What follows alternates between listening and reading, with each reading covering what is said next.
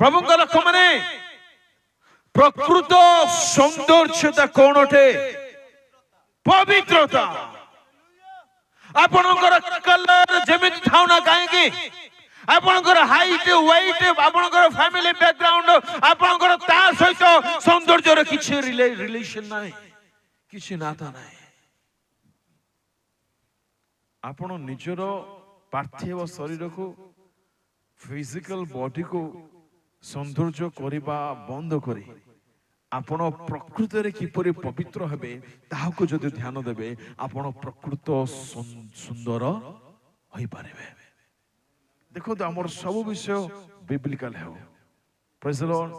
ଏଇ ଚମଡ଼ା କଳା କଳା ଥାଉ କି ଗୋରା ଥାଉ କି ଆଉ କେମିତି ଥାଉ, କିଛି ଅସୁବିଧା ନାହିଁ, କିଛି ଅସୁବିଧା ନାହିଁ। ଆମ ହୃଦୟ ପବିତ୍ର ଥାଉ, ତେବେ ଆମେ ପ୍ରକୃତ ସୁନ୍ଦର ଅଟୁ। ପ୍ରେଜ୍ ଦ ଲର୍ଡ। ଶୁଣନ୍ତୁ, ଯେତେ ମୋର ପରି କଳା ଲୋକ ଅଛନ୍ତି କହିବା ହାଲେଲୁୟା। ଏ ବାପା, ବେଶୀ ଏକା ଭଲ ଲାଗିଲା। ଓଏ ତମେ କଳାଟା କି? ଏଇ ତମର ଦାଢ଼ି ସିନା କଳା, ତମେ କୁଆଡେ କଳା? ସୁନ୍ଦରା ନହେଲେ କଳା ବୋଲଛ।